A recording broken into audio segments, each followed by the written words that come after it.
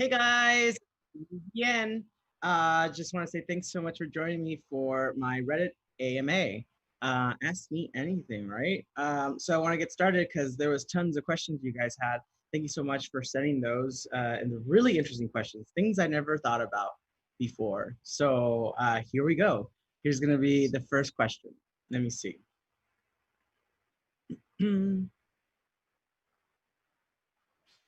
This one comes from Fenlen Dreams, and they ask, "You were amazing this season. I know that you chose the last name de la Cruz for Guillermo, which I love as another Spanish speaker. But what other input did you have on Guillermo's character? Similar, how much improvisation is part of your castmates' dialogue?" Okay, so that's like a twofer there, right?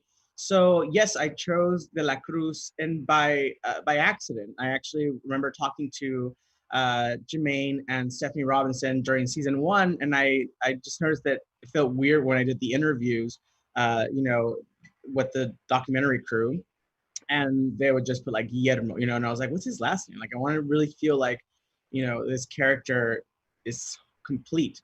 And I just remember asking Jermaine, can I give him a last name? And he said, well, what are you thinking? And I said, how about De La Cruz? Without knowing any of the storyline that was happening. This was like probably episode 2 of season 1. And he literally said, that's perfect. And I was like, oh, okay. But he didn't tell me why it was perfect. And it was because they knew what was happening with Guillermo already, and I did not. So I found out uh, the hard way by doing a blood DNA test in a later episode. What was the second part of this? Was how much improvisation? Oh, how much improv do we do? I'd say a lot. We do. I mean, the script is already pretty amazing the way that it is, but we do like at least I'd say it's a combination, like 50-50. So the scenes that you see are a combination of 50% script and 50 improvised. But we always stay in the same world. Like we don't go off topic. Like we have to get from A to B, and we do that. So there you go. All right, next one. Let's see. Hey Harvey, love the show and your performance in it. My question is for you is this: what do you think is Guillermo's mind? What do you think in Guillermo's mind might have driven him to want to become a vampire so much? Do you think it stems from some inner insecurity and anxiety about his sense of being, or is it more of a longing for power? I'd be interested to hear your thoughts. And this one comes from Casper Wall. Really good question.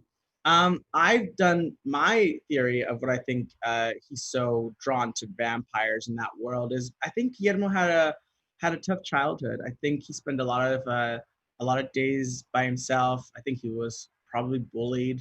I think he didn't have a lot of friends growing up, and I think he really did long for this world where vampires are so cool and they're so exotic and sexy and all these things that maybe he didn't see reflected in the mirror in front of him. So I think that maybe he longed for that world because he wasn't happy in this place where he was at that time. So for years, he might have escaped to that world. But what I really love is that, sometimes you long to be something, but your destiny and you're meant to be something else might be even greater. So I really love where the writers have taken Guillermo's story this year because, he's a badass. Like he just doesn't know it yet. And I really love that. So good question, Casper Wall. All right, next one. If you could choose Guillermo's destiny, would you like him to be turned into a vampire, or would you like him to fully embrace his Van Helsing side? And that comes from lovely dancer Gal.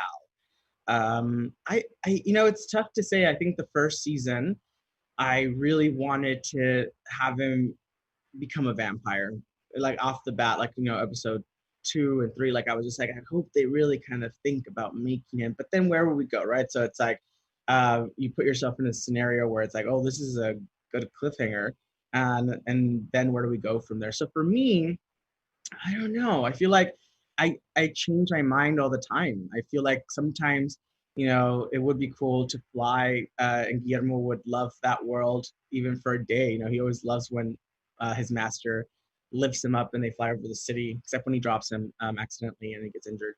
But it's tough. I really love his Van Helsing side right now, especially when he's coming to his own. And when he says that line at the end, it's just like, my name is Guillermo de la Cruz, and it's like he's really owning it. So I'm excited to see that side. for sure, but also still longing to be part of the vampire world. So it's going to be like, a tug of war with himself. So that's a really good question. All right, let's see this next one. This one comes from hyphen-ation. Hyphenation? Got it.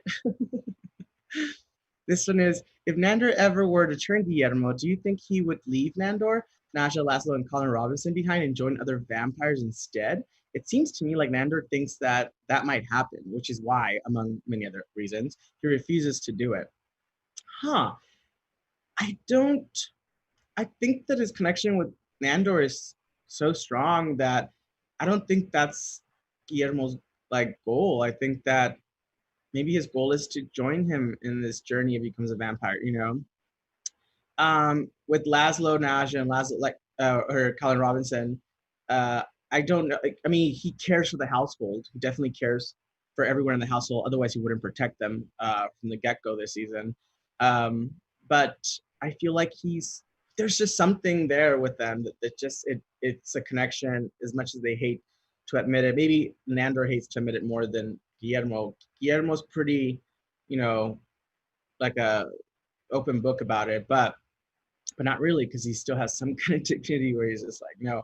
Well, it's hard, when you have been with somebody for over a decade and you build some kind of relationship, whatever that is. It's hard to walk away from something, that is so familiar, for lack of a better word.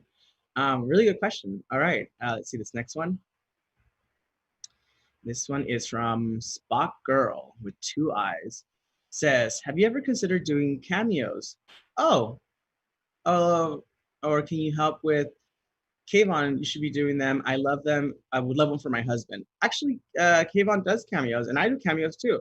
So if you go to Cameo, we've been doing those a lot. I know Kayvon's been doing that and raising money for several charities. So like, you can definitely get, we love doing like a greeting for you guys, and you guys are so specific, and it warms my heart when you guys, reach out and say the graduation scenario, was happening this year. A lot of kids didn't get like a ceremony, so I had a lot of like parents who reached out and were like, hey, my daughter loves your show, but they don't have a graduation ceremony. She's pretty bummed out about it.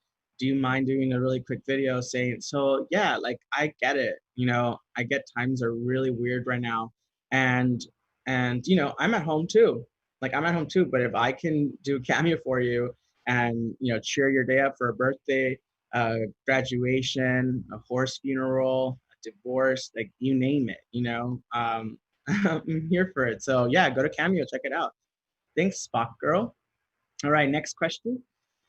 This one comes from Maverick, and they say, would Guillermo have his own familiar if he became a vampire, and how would he treat them? I think he would, but I think he's learned, like, I think Guillermo has compassion. That's a good question. I feel like, how would you, like, I'm interested to find out actually how Guillermo and Nandor met and how that came to be. Was it like a Craigslist, like post saying looking for servant who in reward, will get made into a vampire? I don't know what the story is there, but I think he would. But I think he would, I think he would be like legit about, making someone to a vampire. So he'd be like, here's a contract. Like, you're my familiar for like 10 years, like I was, and for sure after 10 years, you'll become a vampire or less, we found out this year that people were advertising making familiars into vampires after 6 months. I mean, it was a lie, but one can dream. All right, let's see this next one. This one comes from that Flash bastard. You guys. This one is, what are the possibilities of Guillermo's sexuality being brought up in the upcoming seasons, either casually or as a plot point? There already seems to be some underlying queer themes in the show, in addition to the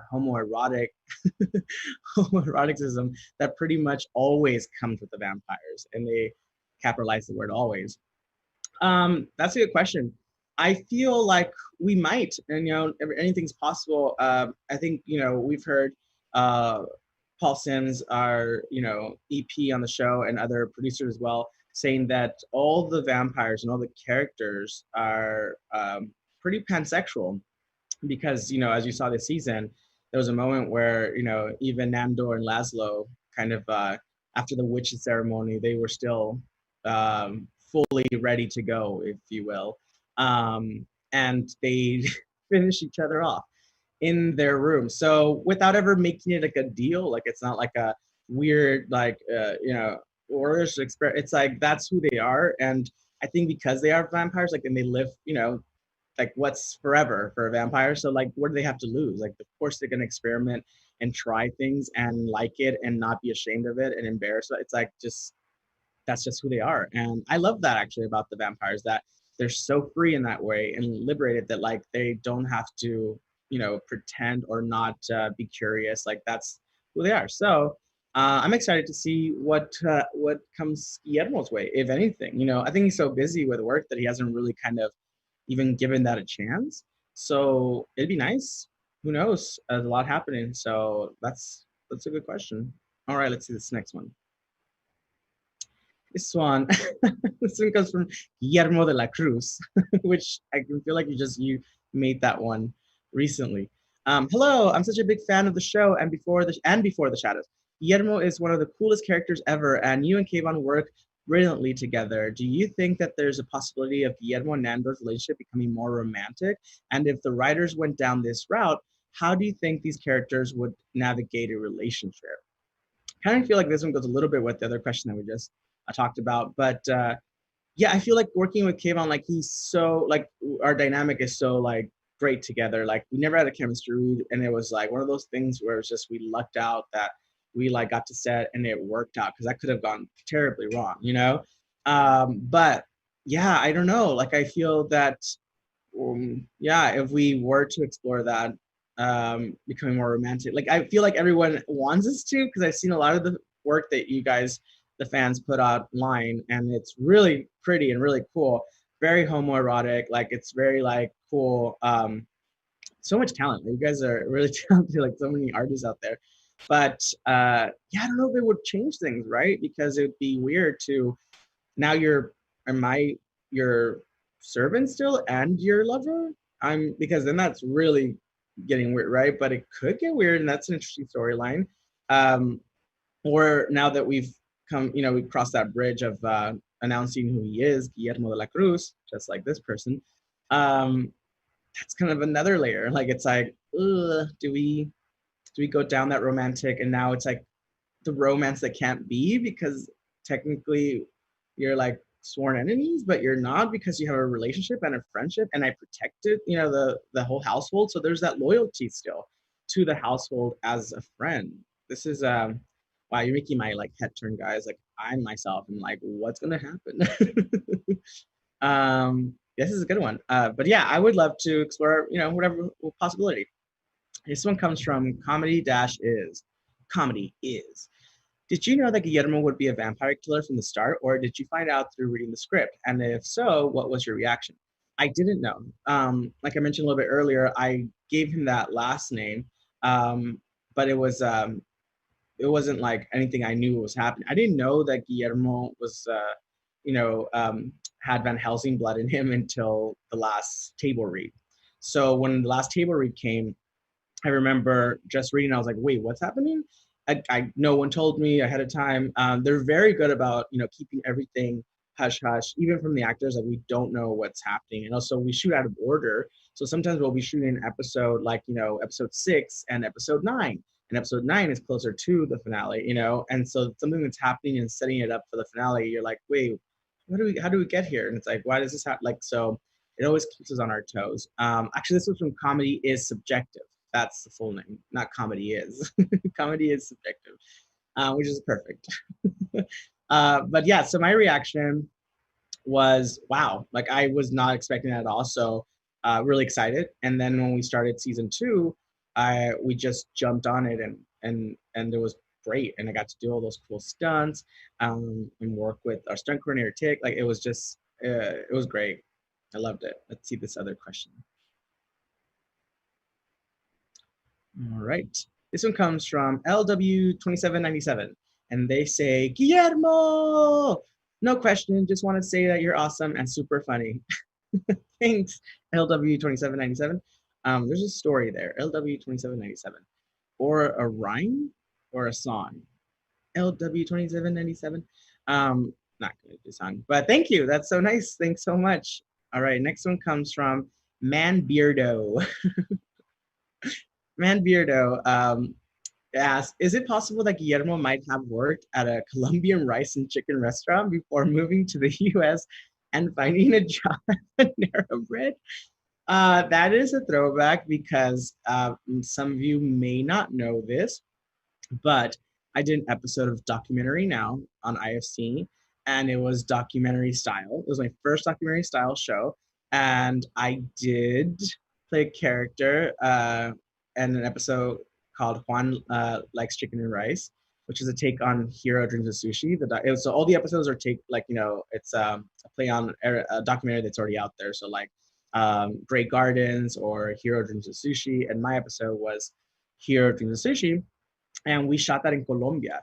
Funny story about that. We were supposed to shoot actually in Cuba, and we were ready to go. Like I got the call, we're shooting Cuba with Fred Armisen. Like it was gonna be great. And then that was the week that I think President Obama decided to go to Cuba. And so there's like a limitation, like there's only so many camera crews that are allowed to go, I think, to Cuba at once. And so we were like, they just said no, and we couldn't go to Cuba and shoot there. So like the week that we're gonna shoot in Cuba, like we're about to leave, like my bags are packed, we're ready to go. Everything got switched. Like they were like, we have to go somewhere else. So they switched the whole production to Colombia, and we flew over to Colombia, and it was great. I loved it. I mean, I still want to go to Cuba, but yeah, funny story. But is there a world? Maybe, but I don't think so because my character in Documentary Now, like he is from Colombia, lives in Colombia, and didn't speak English. He only spoke Spanish. Remember, while they were doing the documentary. So yeah, check that episode out and see if if you think the connection's there. Good job, Manbeardo. All right, next one. This one's from J Kearns 91. They asked, was you saying hell yeah after scaling the building in the season 2 finale, scripted or just beautifully ad-libbed? It was perfect. I ad-libbed that. We tried different things. It was at the rooftop, and then I remember shooting that, and it was just, we were shooting outside, and it was winter already because the finale were like, it was like December 20th or something. And Toronto's pretty cold in the winter, so we were up there, and the windshields, and it was we were just trying to do different takes, so we had to get like 4 different takes back to back. So I just like popped over, set it, popped back, and did it again over and over.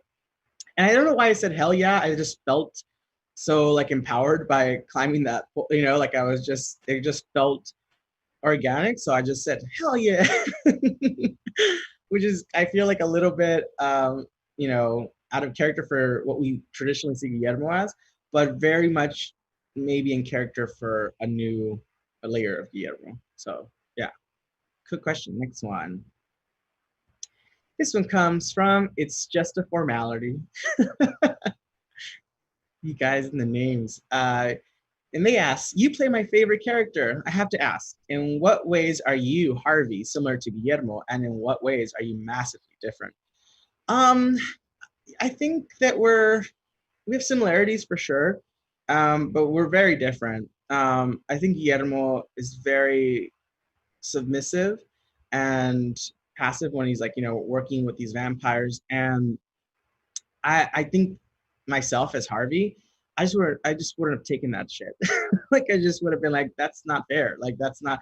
I hate injustice, and I hate when things aren't like, I just hate it. And so I think that I would have gotten fired if I was a familiar early on, just because I would have just spoken up, and and I'm kind of a loudmouth, and I love to talk, and so I feel like I just would have not made it this far as Guillermo has. But I also like characters that Guillermo has that I can aspire to. Like he's more patient, he's very patient, and sometimes I'm not. So in many ways, I would love to have some of the Guillermo traits like that. So that's a good one. Good question. Next one. This one comes from AmazingWhat. And they ask, What was the audition process for Guillermo like? And how is it playing such a badass Latinx character? We know from Jermaine that Guillermo wasn't Guillermo exactly, and Paul told us we were basically the last to be cast. How did your character change when you arrived on set and started developing a rapport with the cast? These are really good. These are several questions in there, huh? The audition process was really weird. So I think I've talked about this before for sure, but there's always somebody who probably hasn't heard it. But I was actually at home, just calling it a night, and my friend Mimi Michaels, shout out to Mimi Michaels, was in town from New York with her newborn and her husband. They were trying to get away from this like storm that was happening in New York for the week, and she came home for the weekend or to LA. And she texted me. She goes, "Hey, I'm at my brother's house. You should definitely come over and hang out. I'm gonna be here for the weekend." And I was like, "Oh, I'm already in my pajamas." I'm like, "Should I go? Should I not?" Sorry, guys, take a drink. Should I go? Should I not? And I was like, okay. And I hate when I miss the opportunity to see friends. So I just got dressed, went over. And at the party, it was a small like group of us. It was only like her brother who lived there, her husband, her baby, and her friend Yvonne, who I'd never met before. And we was just talking about life and whatnot and being ourselves. Really small group for wine and cheese night. The next day, I get a text from an unknown number, and it's Yvonne, her friend, and she says, "Hey, Harvey, I hope you don't mind. I got your number from Mimi, but I think you're so fucking funny. You should audition for my fiance's new show." And I was like, nice try. I don't fall for those traps anymore. Um, and I was like, what show? And she was like, What We Do in the Shadows. And I was like, the movie, which by the way, I hadn't seen the movie and was on queue to watch on Amazon. And I was just like, oh, I was like, whoa, okay, what is this? Like, yeah, you should audition as soon as possible because they're gonna pick someone for this role ASAP. And this was like early January, I think it was, or mid-January. And I was like, okay, we just got back from the holiday break. Like things in Hollywood were like picking up for pilot season. And I was like, oh, okay. So I had to reach out to my agent and was like, hey, this girl told me I should audition for the show. And it's like, okay, Harvey, what girl? I was like, her name's Yvonne. It's like, what's her last name? Um, Her name's Yvonne. And they're like, Harvey, are you okay? And I was like, no, she did. And she told me that her fiance's producing it. And I was like, Harvey. And I was like, okay, hold on. I'm going to ask her. And it's like, what's your fiance's name? And what's your last name? Like, I didn't even get the facts. I was like, this girl who I met. And then I got, her then fiance with Gary Bash. And he worked with Scott Rudin and they were producing the show. And so I said, it's Gary Bash and Scott Rudin. And they're like, okay, well, let's see. And they reach out and they found out that the cast director is Allison Jones. And if you know Allison Jones is a cast director, you know that she's cast everything. You've probably seen a project that you love that she's cast. She's cast The Office, Bridesmaids, like you name it. Like she's cast. So I was like, oh, that'd be so cool to go meet her. I've never even like gone in for an audition there. So that'd be so cool. And they were like, okay, so we got you in for tomorrow. It's a complimentary audition that we're going to do. And I was super excited. But then I got the script and Guillermo was 20 years older. Like I was like, oh no. I was like, so the character, I was like, oh no. So I was like, okay, I'm gonna just have to like go in there and make myself look more mature. So I got this like orange long sleeve shirt and this like cream sweater vest, and I parted my hair in the middle and I curled it like this, and I got these Harry Potter glasses and I popped lens out. I usually don't do that too. I don't usually like dress like a character, but I wanted to somehow like be as close to an older looking version of myself. And so I was like, I'm going to go meet Allison Jones. I'm going to go meet her. And then I walked in and the casting associate, Ben, was there and was like, oh, I'm here to see Allison Jones. Like, oh, and then she wasn't there. She was in London. And so I was like, no, I was like, she's in London. I don't get to meet her. And then they put the microphone on me and I went in and I did the audition. And after I did it, I don't remember doing it. So I remember just like standing still and then Ben going, we're done. And I was like, oh, okay, thank you. And I started walking out. I was like, Harvey, wait. And I was like, oh, and then he was going to say, you're the one, kid. We don't need anyone else. You're it. And he goes, the microphone. And he takes off the mic. And I was just like, oh, thank you. And then I walked out and I was like, I don't know what I did, but hopefully it's okay. And like 2 hours later, they called and they had shown it to Jermaine, Taika, FX, Paul, everyone. And Allison had seen it. She was in London auditioning for the vampires and for my part. And then they all said, yeah, test him. So they unanimously voted to test me. And I was super excited. And I was like, wait, but if I get it, the character, oh yeah, they'll make him younger if you get it. But we'll cross that bridge when we cross it. And I was like, okay. And then I just never heard about the test anymore. Like weeks went by and I was like, oh, I'm starting to get worried. Like, when's this test? I'm going to test with Kailyn, or I'm going to test. At that point, I didn't know who that character was going to be played by. But I was just like, okay, I'm getting, and this phone, my phone kept ringing. I was with my sister and I was just like, give me a sign, God, just give me a sign. The phone kept ringing. I was like, quiet, you. I'm trying to look for a sign. And then my sister finally said, just answer the phone. Just answer the fucking phone. And then I picked up the phone. And I answered like, hello. And it's like, hey, is this Harvey? And I was like, yes. It was like, hey, it's Jim and Taika. And I was like, oh, I'm testing for you. Like, no. It's like, you're the one. And I was like, and then my sister was next to me. She was like, oh my God. And I booked it off the wine and cheese night, turned into a tape that was sent. And I never did a chemistry. So that is Hollywood. But I was the last one to be cast because I was cast like on a Sunday over like the MLK weekend, and we had a fitting on Tuesday. So we had like Monday was off, and I think Tuesday was a fitting, and Wednesday was the first day of production. I was literally the last one.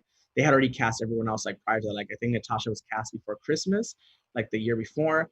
And I at this point it was already like early February, so I didn't get cast until like 48 hours before we started filming, which was crazy. And then, so when I arrived on set, how did I start to develop the rapport with the cast? Well, the cool thing is that like, my relationship was going to be with Kailyn after being like a decade, which I was worried about because we didn't do a chemistry. So I was like, oh no, we have to like know each other for, 10 years. And then getting on set, as soon as I met him, I was like, oh, perfection. It's going to be great. It's going to be fantastic. And since the other vampires are so mean to him, like it didn't really matter, if they build a connection right away because they're just gonna be like assholes to him. So I was like, it's fine. I was like, this is great. Yeah, so that's how that worked. I'm gonna drink some water, guys.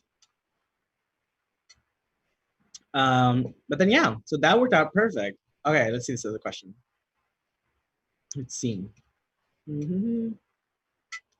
This one's from Ghost_Eternal. And they asked, what's your favorite one-liner from the show? Oh, jeez. Does it have to be my like one? Because I feel like I like until the finale of the season, Guillermo like doesn't really have like one-liners per se. I mean, I do like that bit with Kailyn where he's like, it's A-okay. Okay, A-okay. All that is great. There's also one-liners that like don't make it to the final cut. Like there was, I don't know why this made me laugh so much, but Mark had a one-liner where we were at the seance table where Natasha is like, or Naja is like leading the seance, and we have ghosts in the house. And I don't know why I did that. But he's supposed to hit his knee, and he goes, "Ow, my knee!" And the way that he just said it made me like crack up so much. And I don't know why it made me crack, and I really wanted to make it into the show. And then we edit the show and like gets done and stuff, it doesn't make it. So there's a lot of stuff that like could be our favorites, but you guys will never know because there's so much stuff. We have so much stuff that we do that can't make it into the show. So unfortunately, so yeah, there's different ones, but I'm a big fan of that. Also, Matt's we don't know what that is, but we like it. That one is a great one. Yeah, everyone. I love everyone's one-liners. I'm just a fan of everyone. All right, let's see this next one. All right, this one comes from Dream Cloud Pixie. Ooh, that sounds like a nice like animated series. Dream Cloud Pixie coming this fall. One, absolutely love you. Thank you. Two, can I hire Guillermo to take care of a vampire problem? Oh no. Well, I don't know if he's for hire right now. I think maybe, but I don't know if he's for hire right now. So we'll see in the future. This one is from 333 Fever. Huh. 330. That's. I think you're burning up. You should see a doctor. That's really hot. So they asked, what type of music do you think Guillermo listens to? I'm thinking of incorporating this in a drawing. Um, that's a good one. I feel like Guillermo would listen to relax or like just to I don't know. I could it's so funny because we're doing the scene where he's like listening to his headphones and just relaxing.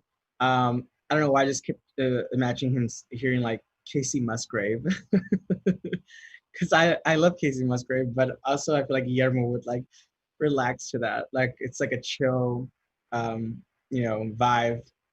It's still fun. So yeah, that'd be a fun one to try, I guess. Good one. This one comes from Spooky Halloween 1 from the makers of Halloween, from Spooky Halloween 1. um, this they asked, ever have a scene where you could not stop laughing? Yes. So there's different moments where I could not stop laughing. I'm trying to think. The first one was I'm really good. Usually I'm really good on set. Like I'm really good about staying in character, really like focus. Um, Kayvon always breaks all the time, but that's why I break because he breaks while he's breaking on his. It's like a chain reaction. But there was there was two moments. One there was in an episode, and one there was in a commercial shoot that we did. The episode one was where we were all in a circle. Again, the seance. That was just a funny day on set. They're all funny days, but this was I don't know why we had the giggles. I think it was like late at night or something. But it's Matt Berry's line, and he's saying, I think someone summons a breakfast burrito. That line, I don't know why, but the way he delivered it, and he just looked at me and like gave me an eye thing, and I just couldn't hold it. And the camera was on me, and I'm holding like Mark's hand and Kayvon's hand, and I'm just like trying to hold it, but I start like bouncing. So I'm just like, well, and then Kayvon stays in character, and he just looks over and he's like, "What are you fucking laughing about? You got to take a shit? Go take a shit." It's just so ridiculous because I can't even give a straight face when he's doing that, even though he's in character. He's like, "What are you laughing at? You trying to take a shit? Go take a shit and come back." I don't think I was supposed to leave the scene, but I had to leave the scene. Like I had to get up and just go with it because we're improvising. He said leave, so he gave me permission to leave. So I'm gonna take it, and I couldn't. I just like I start laughing, and he's still talking as I'm leaving out the door, the fancy room. So fun. But it just made me laugh so much. The other one was we had been shooting, towards the end of the season, and we have to shoot the promos for the commercials that you guys see this year. So this was like December. So there's a point in December where it gets really crazy where we're shooting nonstop 5 days a week. And then there's 2 days that we do promos. So we shoot like, in reality, I guess if you think about it, we shoot like 14 days in a row, right? And so we shoot in the weekends and we had to shoot this commercial, but we ran out of time because we had shot all day for the commercial, but we have to be back on set the next day. But there's like rules, like you have to give the actor like a certain amount of time, to get home and sleep and come back. So we had to get this one commercial very last minute, like in 6 minutes. Like we had 6 minutes and we were like rushing from one set to the other. And the sets were like an opposite like sides of town because we had to like build a set on this soundstage and we didn't have space on our regular soundstage. So the drive was what took most of the time. But like when we got there, we're like, okay, we got 6 minutes. And the director was like, can you guys do this? And we're like, yeah. So it's a scene where like we're reading resumes or resumes. And we got like 6 minutes to shoot this commercial. And we're just like, okay, we got 6 minutes. Okay, do it. And then so he improvised, Kayvon, Nando improvised this part. He's like, what is that thing you taught me to do? That thing with the fingers? He sounds like a rock star. And like that was all improvised. And if you look closely at my face, like when I stop up, no, I didn't teach you to do that. And I'm just trying to keep it together. So if you go back and look at that commercial, I'm just trying so hard. He goes like this, and I go like, no, like this. And he's like, dang. And he does that. I'm like, stop. And then like that's where the commercial ends because right after that, all hell broke loose and we were just laughing hysterically. But we got it. We got the job done. So that's a good question. Spooky Halloween 1. Can't wait to see Spooky Halloween 2. This one comes from Spot Girl. And they asked of all of the amazing one-liners in the show, which one made the whole cast break down and laugh? I feel like I just answered a little bit. Yeah, those two, I think so far. There's other ones I'm sure that I can think of, but there's just so many. Just so many. There's a lot. So let's go to this one. This one comes from Tiny Matt. Are there any other dark fantasy media stories you're a fan of that you would want to incorporate into the show? Huh. Um, I don't know about dark fantasy. Trying to think. I do want to incorporate maybe fairies and mermaids. That'd be fun. Um, that's always fun. But yeah, I can't think of any. Please send over suggestions. I don't know. So let's next one. Let's see. This one comes from Zupaka. And they ask, what has it been like to work with different directors on the show, specifically Taika Waititi, Jermaine Clement, and Kyle Newacek, as they seem to have directed most of the episodes. They're all different directors. And I love working with all of them. They just have a different approach and different view, but we get like the same idea done. You know, it's like you have the script and you get it done. It's just fun, you know, all around. And it's nice to have different vibe come and visit the set. You know, it's like it's just different. You know, Taika. I love Taika when he directs because he might have again like 2 minutes left to the day, and we still need like to get 2 scenes, and we're gonna get them. Like he's like, all right, we're gonna get there and put that camera over here, and like he knows how to at the last minute like solve this like crazy problem. I'm trying to think, and then Jermaine is really good at like talking, like he'll come up to you and just talk to you one on one, like and it's like, what about, it's like that connection. He understands the actor. He's an actor himself, a musician. He really knows how to talk to an actor. And then Kyle Newacek is just crazy fun. Like he's just like, let's try it. Like he's up for anything, but he has also his like vision that he knows he wants to do, but willing to try. And I think Kyle's the one that let the scene's working because he'll be in Video Village where like they're watching the screens and stuff, and we're on set, which could be like 80 feet away or something, and we know the scene's working because we can hear him laughing in there while we're doing the scene, even though he's trying to stop himself. So we're doing the scene over here, but in the distance we can hear like a like we hear it, which is great, which makes us feel like, okay, I think this is working. I think it's working. So yeah, they're all great. I love them all. And we had amazing other directors this year as well, like Yana, who also edits the show and directed one of my favorite episodes this season. So we always welcome new directors. So it's fun. Let's see. This one's from MW the Cool. Ooh. And they say, thank you, Harvey, for doing Before the Shadows. We all love it. So for some of you that might not know, Before the Shadows is like a show that I started doing. It was supposed to be a one-time thing, actually, and it was supposed to be the week of the premiere. So I invited like people to come to my Instagram just to like chime in. Like, we had Haley Joel Osment, like we had just people chiming in, like, talking about the episode. And I was going to do it again. And then you guys, the fans, were like, when's the next one? And it's like, oh, and so literally created this whole thing. And I was like, if I'm going to do it, I'm going to do it full out. And so we like, incorporated like fan art every week. We got questions from you guys. And you can actually watch all the episodes because we put them on beforetheshadows.com. So you can go to beforetheshadows.com and watch the interviews with all of the people that we had on the show, guest stars on the show, directors, producers, writers, you name it. We have them all there. The second part of this question is, what was your favorite piece of clothing that Guillermo has worn throughout these 2 seasons? Were any of them particularly uncomfortable? No, they weren't. Guillermo's pretty comfy, except when he has to wear wool. I'm slightly allergic to wool, but we tried not to like ever have it touch. But the thing is that we also shoot in Toronto, so wool is like the warmest thing I guess you can wear. But I try. We layer it up, so I always wear a layer underneath it so it doesn't touch my skin and whatnot.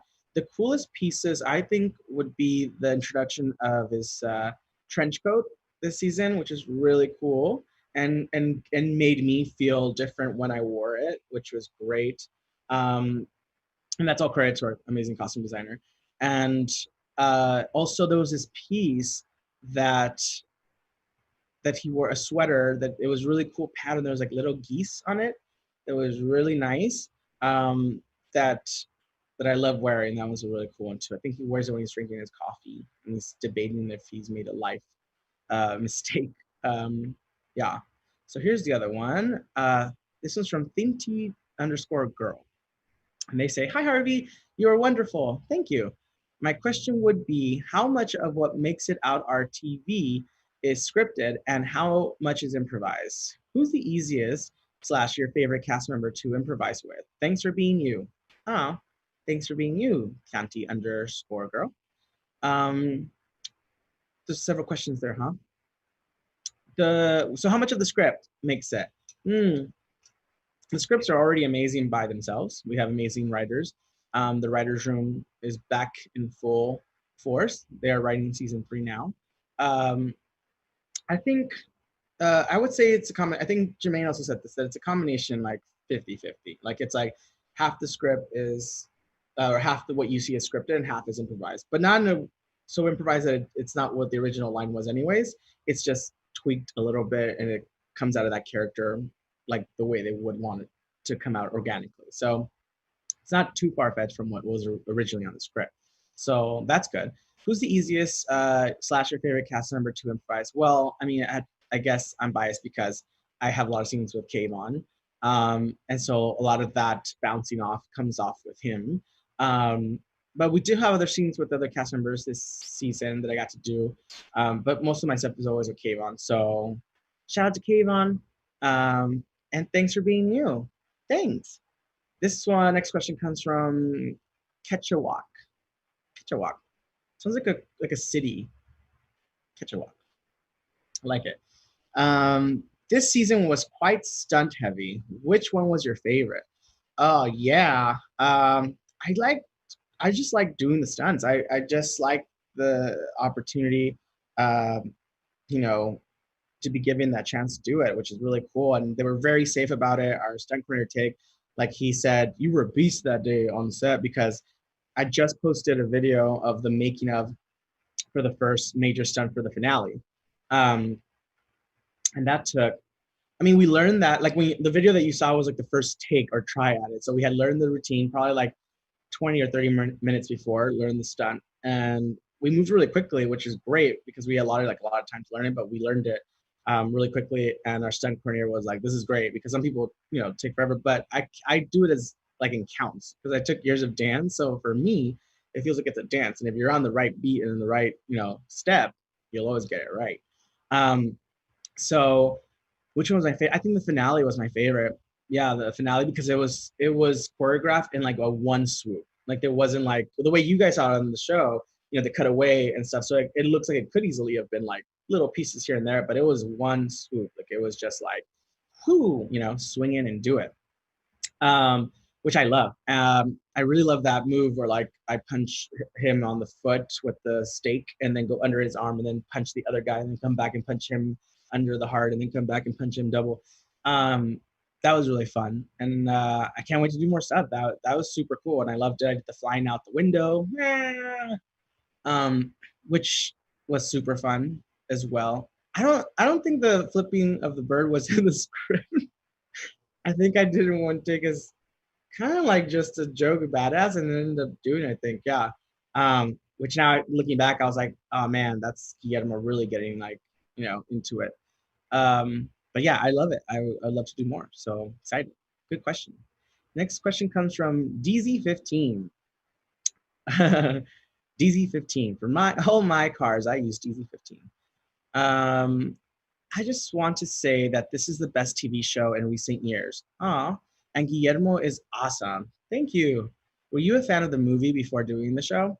Well, like I said earlier, I hadn't seen the movie and it was on cue, and I'm glad I didn't see it because I watched it after I auditioned, and I'm glad I didn't do it because I would have been intimidated and so like, because it's so good. The movie's so good that if I watched it, I would have tried to like fit into that world and mimic that. But like, I'm glad that I just went with the idea that it's a documentary and this character doesn't exist necessarily in the movie. So I didn't want to be like, and but I guess Jackie was the familiar in the movie, so I didn't want to also have that, She was a familiar in the movie, so I didn't want to be like, oh, I wonder if they wanted, want Guillermo to have those character traits. Like I didn't want that. So I'm glad I didn't watch it. I'm glad I didn't watch it till afterwards. And then I loved it. So this next question comes from AmazingWhat. And they say, when did you decide to turn Before the Shadows into a weekly thing? I love watching, listening to it, and hearing so much love for the show. And it expands from its creators and actors are all fellow fan celebrities. Oh, there's a lot there. Yeah. When did I decide?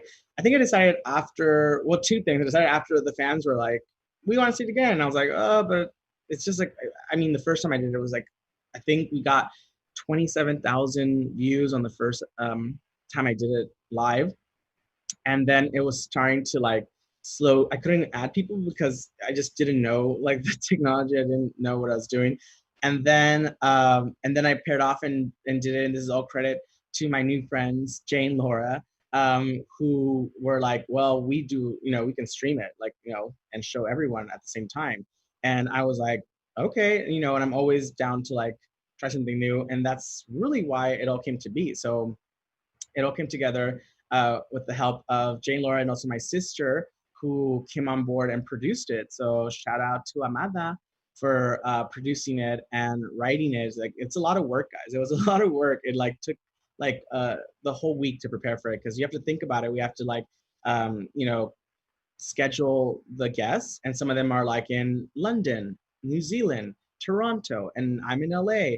Jay and Laura are in Brooklyn. So like our schedules have to be aligned so we can get everyone together at the same time, and also get questions for the games that we get to play, which are super fun. Also, get the fan questions from you guys, all that stuff, and footage and like stuff. And like, we had like these great, like, this is your life moments for like Jermaine, who came on. We had, clips from past work for like Paul, and, there's so many people that we were excited to have on the show that have so much to say. And I know for a fact that you guys, the fans, really love all that, behind the scenes stuff and how things came to be, and also learning about the person behind that, and their backstory. Really cool stories came about it. So we did it also because of quarantine, and I know that people were at home, and it's just a weird time, and so we wanted to create something that would bring you joy, even if it was for like 30 minutes before the show started, and give you something to watch the next day. And that's really kind of what we did it for. And so hopefully, we'll see what next year brings. We don't know if we'll do it next year. Hopefully we will. We don't know if it works out, but we'll try our darnest. So we'll see. But a good question. Amazing. What? This one comes from star_lords. Wait, is this star? Okay. The stunts this season were amazing, particularly your final vampire kill spree. How long did it take to learn such an intricate choreography stunt like that? Hope to see more next season. Thanks for the AMA. Oh, how long did it take? Well, like I said earlier, we allotted a certain amount of time, but I didn't count, so it was like a dance rehearsal. So I think like I learned it like all together, like after running it and stuff, like 45 minutes to learn like, the actual, like, let's take it from the top. This is the first part of it. It's like you come with the sword, 1, 2, 3, he grabs you, toss it, throw it, grab, that's one part. Let's do it again. Okay, now it's sword, now let's add that second part. Second part is you walk over, punch him. Not from the beginning, it's sword, punch him, it's, so we add little pieces and stuff in like 45 minutes, and then we run it, and then you keep rehearsing. And also, you guys, I don't think I've ever said this, but I was really sick the finale. I got terribly ill, like horrible flu, that I've never had. Like, it was bad. Like, it was bad. And it was like the last day we're shooting that scene, and I had to save all my energy to do it. And I had like a fever of like 104 or something, and I had to do the stunt stuff. So when I wasn't filming in front of the camera, I was just standing still. And I think Kayvon walked by and he saw me, because I was like this. I was just saving my energy. And he was just like, oh man, I know what you're doing, man. Good for you. I know what you're doing. And it was like, he could tell that I wasn't even going to talk to people. I was just saving every ounce of energy I had, because my body was like, done, you're done, time to go home. You're like, you're sick, you need chicken soup, and you need to be in bed, and you need to be asleep. And I was just like, nope, gotta keep. And then even Kyle was like, he's like, okay, man. He's like, you didn't do it. And we got the last scene. And looking back, I was like, thank God, like you can't tell that I'm even sick because it was like, but it was, yeah, little, now you know, only here on Reddit that I was deadly ill. All right, this question comes from salmon_Ella. What is the best acting advice you've ever been given? The best acting advice would have to be never stop learning. And I know that sounds cliche, but it's true. Like learning something new or a different area in your like field. You know, like I love, you know, just started writing more and producing. So that's a different hat that I get to wear. So in my career, but for acting, I would say never stop learning. Like you can never be like, well, I'm done. I'm you know, all done working. So yeah, so never stop learning. Next one, let's see. This question is from Proc44. Proc. Okay, this one says, first off, as a Latinx, you are killing it. Thank you for the representation. Thank you. Thanks for saying that. You're awesome as Guillermo, but is there a role you would love to be able to play in film or play, or even a franchise that that you would love to be involved with? Yeah, I feel like, you know, that's a really good question. You know, representation matters, and being Latinx is really important to me, and being able to try something that hasn't been presented to the community before is really important to me. So yeah, I would love to be, you know, a franchise, you know, after doing all this stunt stuff, you know, Marvel, superhero stuff, stunt stuff. I mean, you know, would be great. But also would love to do, I love that they put film or play, because you probably know, I did grow up doing theater. So yes, I would love to do a new musical or a play with the refreshing like storyline. Maybe a rom-com. That'd be fun to see me in a rom-com. I want to do that. And just like in roles that like traditionally you don't see, you know, a Latinx, a bigger guy, a comedian, you know, play those roles would be great. So I'm gonna keep fighting for it. So thanks for that shout out, Proc44. Thanks so much. All right, let's see this next one here. Twirly_, and they ask, hey Harvey, what do you think about doing a musical episode of What We Do in the Shadows? I saw that earlier you had experience meeting with Lin-Manuel Miranda, and it sounds like you like to sing more. I love musicals. I grew up doing musicals. That's why I fell in love with acting when I was watching Annie when I was 6 years old. I was watching Annie 6 years old, and I told my mom that I wanted to be that, you know, I wanted to be an orphan.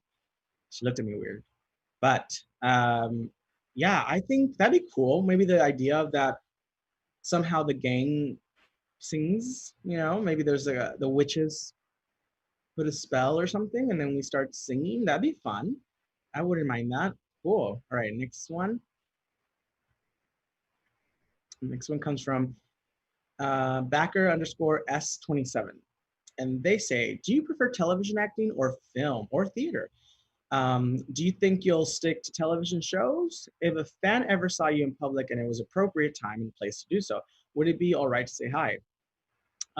First part of the question, um, hmm, I do like television a lot, but I also I love everything, anything to do with acting. So television, film, theater, all of it. I think I like to alternate, maybe, you know, so like doing a TV show and then doing like a film in the summer, and then on a break doing like a play or something like that. When the time is right, and you know, we can do that again for theater, and also to meet fans. You know, we were like planning to meet a lot of you guys this season at cons and stuff, and we can still meet, and we can meet. We're gonna do like, you know, different events and stuff, but it's gonna have to be like through like some kind of streaming or whatnot. Um, I know that if I'm in public, which I haven't been out in public a lot lately because of being quarantined, so we're taking it seriously, right? So we want to be safe. When it's appropriate and safe, yeah, by all means. Or even if it's 6 feet away, you know, from 6 feet away, and you're like wearing a mask, and you're like, hey, you can say hi. This one comes from shit la merde. I think it's French, or mierda? No, shit la merde. All right, we're gonna go with that. And they say, I'm a 60-year-old woman from Canada, and love the show. What's it like working on the set with those in front and behind the camera? And how do you like Canada? I love Canada. I really, really love Canada. Oh, Canada. I really love it. And I love working. Canada's been so welcoming, like the nicest people. I've made like so many lifelong friends. We've used Canadian actors in the show. Veronica, who is uh, part of the mosquito hunters, lives in Canada and has quickly become a really close friend. Shout out to Veronica. Yeah, so I love Canada and I love how warm and welcoming you guys are. So thank you for your hospitality. Thank you. All right, let's see. This other one comes from Puppet Eye 817. And they asked, what was your most challenging scene to film? Not necessarily physically. We know you kicked ass during the last episode, especially. Was there a particular scene that was more emotional, memorable for you? Yeah, there was the scene where Guillermo finally confronts Nandor and says, "Are you gonna make me are you gonna make me a vampire? And otherwise, I have a better offer. And I'm gonna go." And he just so easily says, "You know, then take it." And he's like, "What?" And it's like, "Then take that offer." Um, Exiting, and it wasn't in the script, but it was so emotional for me, like to like hear in character, like those words was like it was sad, and I was just like, I remember exiting and crying, just like it was a really emotional scene. And, you know, we're doing a comedy, which is funny, you know, and we want to find the funny, but sometimes the comedy comes from really truth, you know, and sad stuff. And so that was a really sad moment, I think, because we don't usually see that side from anyone in the show. And so I was just like, this is sad. This is sad. He didn't stop me. He didn't put, you know, even when he's all like, you're being stupid and like whispering, I go, what was that? And he's like, nothing. And he doesn't even say like, you know, let's talk. It's like, you want someone to like lean over and grab your shoulders and wait, don't. I'm sorry, I didn't mean it. And he didn't. And he didn't, you guys. So that was really sad, but really great for the character. So that was what was needed for that moment. All right, let's go to this next one. Next question. This one comes from a meme addict, and they ask, how badass did you feel in the theater scene? Would you audition for a role in John Wick? Hell yeah. I feel like a badass. Again, I was pretty sick, but from what I remember, I felt like a badass. All right, next question. This one comes from Old Ben Can O Beans. Old Ben Can of Beans. Got it. What's my favorite drink?